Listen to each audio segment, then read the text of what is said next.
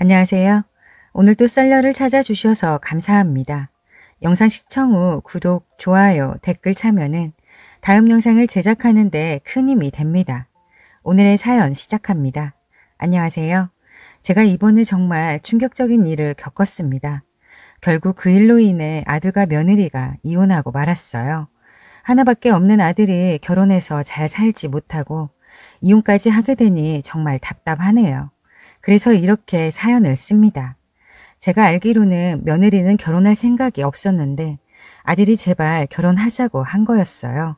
심지어 며느리는 아들하고 사귈 생각도 없었대요. 아들이 결혼할 여자라고 집에 데려왔는데 행여 불편해하지는 않을까 전전긍긍해하며 애지중지하더라고요. 그 모습을 보고 그리도 저 애가 좋을까. 그래, 아들이 자기가 좋아하는 여자와 결혼했으니 며느리에게 잘하고 화목하게 잘 살 거라고 생각했죠. 그래서 결혼해서 잘 살라고 남편이 세상을 떠날 때 남겨준 재산의 절반을 아들에게 결혼 선물로 물려주었습니다. 환갑이 넘어서 이제 살 날도 얼마 안 남았는데 돈이 많아봤자 무슨 소용이겠어요. 죽을 때 가지고 갈 것도 아니잖아요. 그냥 자식한테 손 벌리지 않게 노후 자금 정도만 있으면 되는 거니까요. 제 바람은 아들과 며느리가 결혼해서 잘 사는 거 하나밖에 없었습니다. 외동 아들이라서 오냐오냐 키웠어요. 자식이라고 하나 있는데 뭔들 못 해주겠어요. 저 해달라는 거 다 해줬습니다. 그래서인지 아들은 욕심도 많고 자기가 원하는 건 어떻게든 손에 넣으려고 했어요. 아들의 그런 면이 나중에 사회생활이나 결혼생활에 지장이 있지는 않을까 걱정했었는데 그런 면 때문에 참한 며느리를 들이게 되었죠. 살림을 어찌나 잘하는지 모르겠더군요. 요즘 다들 곱게 자라서 아무것도 할 줄 모른다는데 며느리는 아니었어요. 수십 년을 살림만 해온 저보다 어떤 때는 더 나은 것 같더라고요. 공부도 잘했고 좋은 직장에 다녔어요. 그리고 일도 잘해서 회사에서 인정받고 있다 하더군요. 그렇게 모든 게 다 마음에 들었던 며느리였으니 아들과 행복하게 평생을 잘 살 줄 알았어요. 그런데 어느 순간 둘 사이가 예전 같지 않다는 느낌이 온 거예요. 며느리가 아들한테 싸늘하게 대하는 거예요. 제 생일이라고 아들 내외가 저녁을 사줬는데요. 밥을 먹으면서 둘이서 아무 이야기도 하지 않는 거예요. 그리고 며느리는 얼굴은 웃고 있지만 오기 싫은데 끌려온 사람처럼 보였습니다. 제가 그런 며느리를 신경 쓰는 걸 알았는지 아들은 제 눈치를 보며 말을 거는데 며느리는 못 들은 척 무시하거나 마지못해 짧게 대답을 하더라고요. 그때 며느리가 아들한테 많은 불만을 가지고 있다는 걸 알았어요. 부부 사이의 일이라 제가 나설 문제가 아니었지만 그렇다고 계속 그렇게 사는 걸 두고 볼 수는 없잖아요. 지금까지 살면서 봐온 며느리는 사소한 것 가지고 그러지 않을 사람이었거든요. 보통 문제가 아니라고 생각했어요. 그래서 둘 사이가 다시 예전처럼 돌아갈 수 있도록 도와주자 했습니다. 그래서 며느리를 따로 불렀어요. 퇴근하고 저희 집에 오라고 했죠. 요즘 별일 없는 거지? 내가 보기에는 최근 들어 너희 둘 사이에 문제가 좀 있는 것 같아. 혹시 나한테 말해줄 수 있겠니? 시어머니가 부부 사이 간섭한다고 생각하지 말고 문제가 있다면 대화로 풀어나가면서 해결책을 찾는 것도 괜찮은 방법 아니겠니? 우리 이제 가족이잖아. 그러니 부담 갖지 말고 솔직하게 한번 털어놔 보렴. 어머니 이렇게 신경 쓰이게 해드려서 죄송해요. 제가 감정을 잘 숨기지 못하는 성격이라 어머니께 괜한 걱정 끼쳐드린 것 같아요. 어머니께서 생각하시는 거 맞아요. 저희 부부 사이에 문제가 좀 있어요. 그이가 요즘 들어 달라졌어요. 저와 대화조차 하기 싫어해요. 그리고 툭 하면 짜증만 내네요. 무슨 말만 해도 화부터 내기 시작해요. 왜 그런다니? 혹시 이유는 물어봤어? 네, 그럼 그냥 싫어졌다고 그래요. 제가 이제는 지겨워졌대요. 그 말만 하고 방으로 들어가 버리고 저와는 대화를 전혀 하지 않으려고 해요. 그리고 저희 각방 쓴 지 좀 됐어요. 부부가 아무리 싸워도 한 입을 덮고 자야지 언제부터 그런 거냐. 이런 일 있으면 진작에 나한테 말하지. 한 3개월 된 것 같아요. 근데 그이가 안방에 절대로 들어오지 못하게 해요. 지금은 서류상으로만 부부인 것 같아요. 저한테 아무 감정도 없는 것 같아요. 어머님도 잘 아시다시피 그이가 저한테 결혼하자고 매달렸잖아요. 결혼하면 행복하게 해준다고요. 그런데 제가 이런 대우받으려고 결혼한 것도 아닌데 너무 힘들어요. 내가 뭐 잘못한 거 있냐고 말해달라고, 그럼 고치겠다고도 했어요. 그랬더니 저의 모든 게 다 마음에 안 든대요. 며느리는 저와 대화하면서 눈물을 흘리더군요. 어찌나 서럽게 우는지 가슴이 아프고 안타까워서 저도 눈물이 나더라고요. 저는 더 이상 참을 수 없었어요. 그래서 며느리와 같이 집으로 갔습니다. 아들은 술에 취해 자고 있더군요. 아들을 흔들어 깨웠어요. 아들은 깨서 눈앞에 갑자기 제가 있자 깜짝 놀라며 무슨 일이냐고 하더군요. 제가 정신 차리라고 얼른 세수부터 하고 오라고 했죠. 아들이 세수하고 나오자마자 그때부터 쏘아 붙이기 시작했어요. 너는 네가 좋다고 따라다녀서 결혼했잖아. 그래놓고 왜 그러냐. 대체 뭐가 불만인지 이야기를 해야지. 그냥 마누라가 싫다고만 하면 어쩌자는 거냐. 그랬더니 아들이 내가 아직도 어린애인 줄 아냐며 대들기 시작하는 거예요. 그리고 며느리에게 화를 내면서 저한테 괜히 쓸데없는 소리를 내서 이 사단을 만들었다고 하더군요. 저는 화가 났지만 아들을 달래서 일단 문제가 뭔지 들어보려고 했어요. 그런데 아들은 술을 너무 많이 마셨는지 제정신이 아니더라고요. 앉아있는데 꾸벅꾸벅 조는 거예요. 도저히 제대로 된 이야기를 할 수가 없었어요. 결국 자고 일어나서 이야기하기로 했어요. 저는 작은 방에서 자려고 누웠는데 싱숭생숭 하더라고요. 밤새 뒤척이며 한숨도 못 잤습니다. 그런데 새벽에 밖에서 무슨 소리가 들리는 거예요. 그래서 나가보니 며느리가 새벽같이 주방에 나와 못난 아들놈 속 버릴까봐 해장하라고 콩나물국을 끓이고 있는 거예요. 그 모습을 보고 있으려니 가슴이 찢어지더군요. 아들놈 뭐가 이쁘다고 저러는지 싶었어요. 그런데 그때 아들이 나와서 기껏 한다는 소리가 나 물 좀 줘 이러는 거예요. 그러니까 며느리는 물을 또 가져다 주더군요. 그 모습을 보니 화가 났어요. 저는 며느리가 가져온 물컵을 빼앗아서 제가 마셔버렸어요.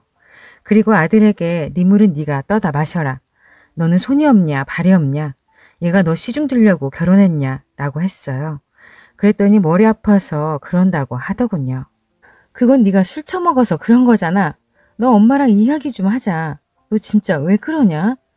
너는 네 마누라 마음 하나 어루만져주지 못하냐? 왜 마누라를 울려? 이 못난 놈아. 엄마는 아무것도 모르면서 그러지 마요. 집사람한테 뭘 어떻게 들었는지 모르겠지만 나는 잘못 없어요. 다 저 사람이 문제예요. 같이 있으면 하루 종일 잔소리.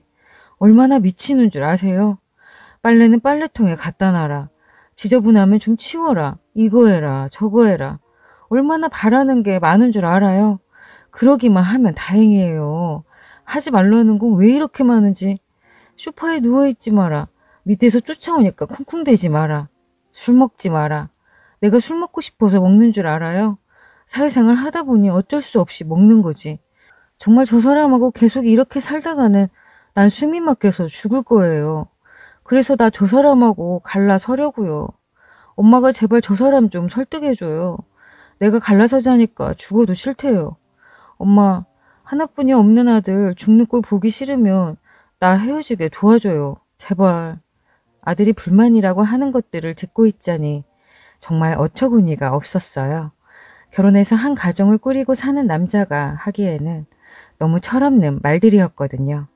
내가 자식을 잘못 키웠구나 싶었습니다. 이렇게 키워놓고 장가를 보내서 남의 귀한 딸을 힘들게 했구나 라는 생각이 들더군요. 며느리 보기 창피하더라고요. 그동안 정말 열심히 잘 키웠다고 생각했는데 아들이 말하고 행동하는 것들이 얼마나 무책임하고 철없어 보이던지요. 모두 제 잘못인 것만 같더라고요. 저는 더 이상 참기 힘들어서 결국 아들 얼굴에 손이 올라가 버렸습니다. 아들도 성인이니 좋게 대화로 풀어가려고 했지만 아들이 억지만 부리잖아요. 계속 듣고 있으려니 부하가 나서 어쩔 수 없었어요. 어렸을 때부터 한 번도 맞은 적 없던 아들은 저의 갑작스러운 행동에 놀랐는지 아무런 말도 하지 않고 현관문을 쾅 닫고 나가 버렸습니다. 저는 온몸이 덜덜 떨렸어요. 도저히 진정이 안 되더라고요. 철없는 아들에게 화가 난 것도 있었지만 이 노릇을 어떻게 해결해야 할지 모르겠더군요. 그때 며느리가 제 손을 잡아주면서 죄송하다고 하면서 울었어요. 며느리의 그런 모습이 너무 안타까웠어요. 그래서 그냥 이혼하고 새 출발하는 게 어떻겠냐고, 다 내가 아들을 잘못 키운 죄다고 미안하다고 했죠. 그랬더니 자기가 더 노력해서 잘 지내보겠다며 행복하게 사는 모습을 보여드려야 하는데 이런 모습 보여드려서 죄송하다고 하는 거예요. 이렇게 착하디 착한 아내에게 왜 그렇게 하는지 모르겠더군요. 며느리도 출근해서 저는 집에 혼자 있게 되었어요. 저는 집을 청소 좀 해주려고 했어요. 그런데 며느리가 집안일을 야무지게 다 해놔서 제가 손댈 게 없더군요. 그래서 시장 가서 장을 봐와서 아들이 좋아하는 음식을 좀 해놓기로 했죠. 아들이 들어오면 이번에는 달래가며 잘 이야기해 보려고 했어요. 아들을 너무 감정적으로만 몰아간 것 같았거든요. 음식을 다 장만해놓고 얼마 안 있으니 며느리가 퇴근해서 들어왔어요. 오자마자 거둔다고 하길래 다 했으니 옷 갈아입고 씻고 나으라고 했어요. 30분쯤 지나자 아들이 들어왔어요. 그런데 아들은 저를 보자마자 한다는 말이 아직도 안 갔냐는 거예요. 저는 아침에 하던 이야기 마저 해야지 라고 했죠. 그랬더니 둘이서 이야기 잘 해볼 테니 걱정하지 말고 자리 좀 피해 달라고 하더군요. 그 소리를 듣고 며느리를 쳐다보니 그러세요 어머니, 걱정하지 마세요 라고 하더군요. 하지만 아들이 아침에 어떻게 하는지를 봤으니 가지 않으려고 했어요. 하지만 며느리가 계속 괜찮다고 하고 어차피 둘이서 풀어야 할 문제니까 알았다고 하고 나왔습니다. 아들보다 며느리를 믿고 그렇게 한 거였어요. 다음날 며느리한테서 전화가 왔어요. 어제 잘 이야기해서 풀었다고요. 그래, 잘했다. 정말 고맙다. 혹시라도 아범이 또 그러면 나한테 바로 말해. 혼자 속 끓이지 말고, 알았지? 라고 했어요. 며느리는 알겠다고 하더군요. 그렇게 아들과 며느리의 관계가 회복된 줄 알았어요. 그 일이 있고 일주일 정도 지났을 때 아들 내외랑 저녁을 같이 먹으려고 했어요. 제가 아들에게 손을 댄 것도 미안하다고 할 겸 착한 며느리 맛있는 것도 먹일 겸 해서 겸사겸사 먹으려고 했습니다. 그래서 퇴근 시간에 맞춰서 전화했어요. 아들은 전화를 받지 않아서 며느리에게 했죠. 며느리에게 저녁 먹자고 하니까 선뜻 대답을 못하고 머뭇머뭇 하는 거예요. 그래서 왜 무슨 일 있냐고 했어요. 그랬더니 그제서야 다 이야기하더라고요. 저는 둘이서 잘 화해하고 푸른 줄 알았던 그날, 실제로는 정말 크게 싸웠더라고요. 며느리가 대화하자고 했지만 아들이 싫다고 그냥 이혼해달라고 했대요. 그러면서 자기 짐을 대충 싸들고 나가버렸대요. 잡으려고 했지만 뿌리치고 나가는데 도저히 어떻게 할 수 없었다고 하더군요. 왜 이야기하지 않았냐고 하니까 저 걱정할까 봐서 그랬다는 거예요. 아무튼지 간에 그럼 아들 어디 있는지 아냐고 했어요. 그랬더니 모르겠다고 하는 거예요. 전화를 안 받아서 회사로 찾아가 봤는데 회사에 사표를 냈다고 하더랍니다. 그 뒤로 어디 갈 만한 곳을 다 가보고 친구나 동창한테 다 물어봤지만 아들의 행방을 알 수 없었대요. 그러지 않아도 오늘쯤 저를 찾아와서 말하려고 했다고 하더군요. 문제가 정말 심각했어요. 아들이 회사까지 간두고 사라졌으니까요. 너무나 무책임한 아들의 행동에 화가 머리 끝까지 났습니다. 돌아오면 크게 혼을 내서 다시는 그런 행동을 못하게 해야겠다 마음먹었어요. 그런데 그러지를 못했어요. 금방 돌아올 줄 알았던 아들이 그렇게 사라진 지 1년이 다 되어가도록 오지 않았거든요. 아들이 사라지고 실종신고를 했지만 단순 가출이라 어쩔 방도가 없다고 하더군요. 그런데 1년쯤 되었을 때 경찰서에서 연락이 왔어요. 아들이 지금 경찰서에 잡혀 있다고 하는 거예요. 그래서 며느리와 같이 부랴부랴 갔습니다. 그런데 서울이 아닌 대구에 있는 경찰서였습니다. 1년 만에 본 아들의 모습은 말이 아니었어요. 피죽 하나 못 얻어 먹었는지 살도 많이 빠지고 맨날 술만 먹었는지 얼굴색도 많이 안 좋아 보이더군요. 그래도 다행이라는 생각이 들었어요. 하도 연락이 없어서 혹시 잘못된 건 아닌가 했거든요. 그런데 안도감도 잠시였어요. 아들이 경찰서에 잡혀온 이유를 듣고 그 자리에 주저앉고 말았습니다. 아들은 사람을 때렸더라고요. 어떻게 된 거냐면 아들은 1년 전에 집을 나와서 무작정 대구로 갔대요.